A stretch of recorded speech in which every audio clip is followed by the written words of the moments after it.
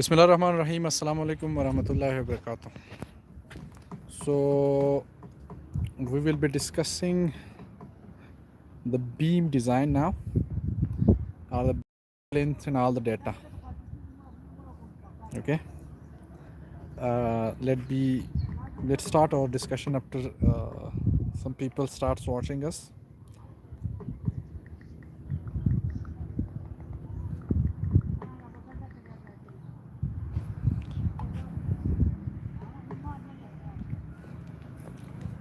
Okay. So here is our high-rise building.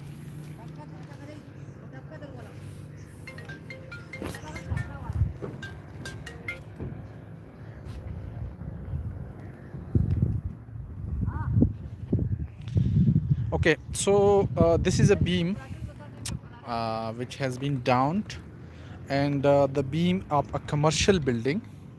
You can see it. A 24 inches beam that is of 2 feet depth. You can call it a 2 feet deep beam.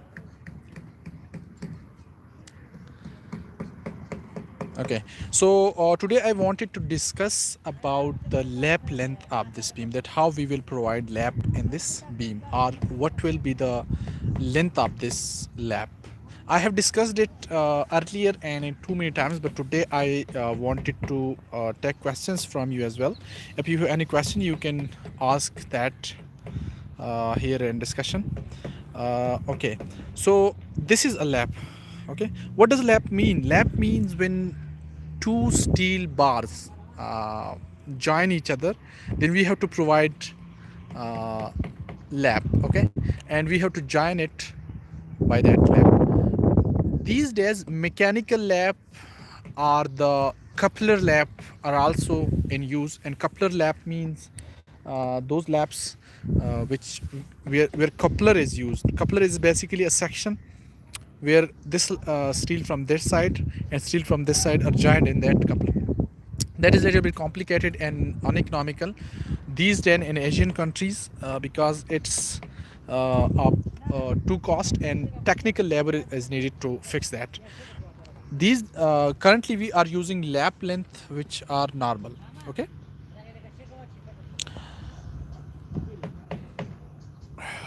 Okay, so I have started live chat as well. If you have any question, you can ask it. Now we have two types of laps. One is in the top bar, another is in the bottom bar. Okay, so in top bars we have to provide lap in the center of the beam, while in bottom bars we will have to provide the lap in the over the support. Okay, now why? What is the reason? So basically the bottom bars are for positive bending moment and the top bars are for negative bending moment. So we all know that negative bending moment is maximum at the support, while positive bending moment is maximum at the center. So as I said, bottom bars are provided for positive bending moment. So if positive bending moment is maximum at the center of the beam, then we have to provide it exactly where positive bending moment is less than normal, and it is here. So here is the minimum positive bending moment. That is why we provide the positive lap length over this beam or this column. This is the support. Basically this column is the support, so we are providing it over this. Like you can see, we have provided the laps here. You can see there is the lap length. So the steel that is coming from this side has been terminated here, while the steel that is joining this beam from this side has been terminated there.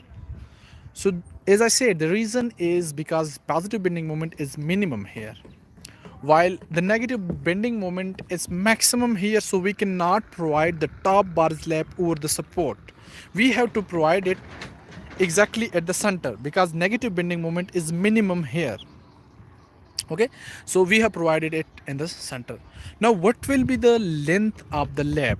So the length of the lab depends upon basically upon three things. Okay, number first is which type of section it is. It is a beam, it is a slab, it is a column. Number second, which grade of steel it is. It is a grade 40 steel, it is a grade 60 steel, it is a grade 75 steel. And number third is dia of bar. What is the diameter of the bar? It is a number 3 bar, it is a number 4 bar, or it is a number 8 bars. Okay, so if it is a number 3 bar, its length will be smaller, because the formula, the general formula per lap length is 50d. 50d means 50 into diameter of this bar. Okay, so diameter of bar is number 3, then its lap length will be smaller than the diameter 6 bars. Okay, 50 multiplied by diameter 6 will be larger than diameter 3. Okay, so most affected, mostly the thing that affects the length of this lap is actually the diameter of the bar. Okay, uh, as I said earlier in another video as well, tension and compression zone are also responsible.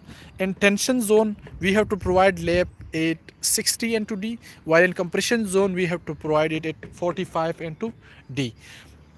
These rules are as per ACI codes. Okay, ACI code provides us these rules, but whenever we have to design it, some designer changed this rule and they provided it 50d or 60d or even 40d in some cases, but that depends upon that what is the criteria of the designer. Okay, this is what designer recommends, and this is what designer basically tells us that what will be the length of the lap. Okay, so today this was the discussion about lap length.